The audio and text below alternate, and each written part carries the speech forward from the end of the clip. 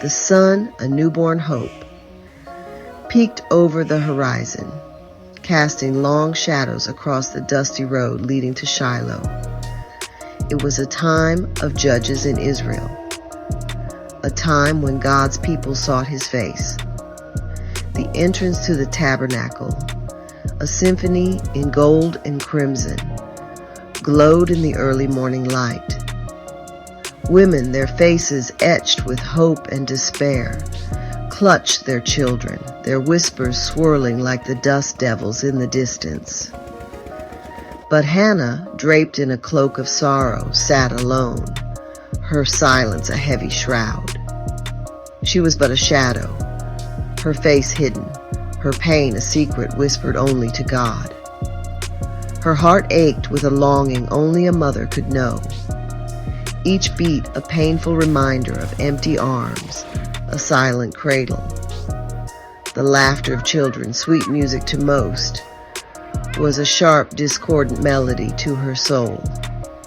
She yearned for the day her own laughter would mingle with theirs, for the day she too would cradle a precious life. But for now, silence was her only companion, her tears the only testament to her silent suffering. Peninnah, her rival, her husband's other wife, was a cruel reminder of all that Hannah lacked. Her laughter, shrill and piercing, cut through Hannah's fragile heart. Peninnah, adorned in brightly colored robes and jewels, paraded her own children before Hannah, her eyes gleaming with malicious delight.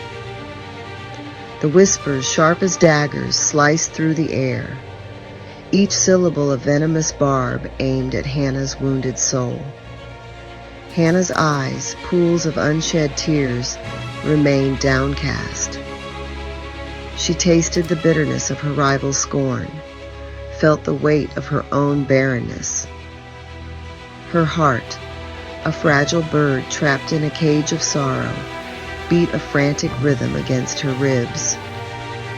She yearned to scream, to rage against the injustice of it all, but she remained silent, her pain a heavy cloak she could not shed. Elkanah, her husband, saw the pain etched on her face, the silent tears that traced paths through the dust on her cheeks. His heart ached for her, for the child she so desperately desired. He loved Hannah, saw the quiet strength in her sorrow, the unwavering faith that flickered in her eyes. He longed to ease her pain, to fill the void that shadowed her soul.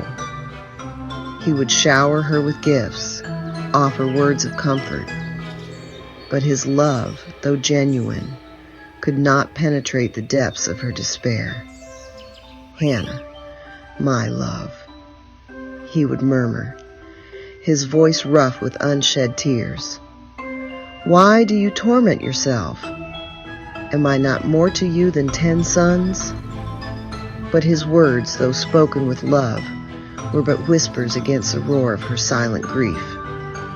Hannah would offer a wan smile, her eyes reflecting the emptiness that gnawed at her soul. She loved Elkanah, cherished his kindness, but only a child. A life sprung from her own flesh and blood could fill the aching void within her. Driven by a force greater than her own, Hannah rose and made her way into the tabernacle. The air hung heavy with the scent of incense, the murmur of prayers, a symphony of pleas and thanksgiving. But Hannah's prayer was a silent one, her lips moving but no sound escaping. Her heart, overflowing with anguish, poured out before the Lord in a torrent of silent sobs. She did not ask for riches or fame, only for the one gift that would make her complete. Eli, the priest, his aged eyes dim with time, observed her, mistaking her fervent prayer for drunkenness. "How long will you stay drunk?" he chided, his voice echoing in the vast chamber. "Put away your wine."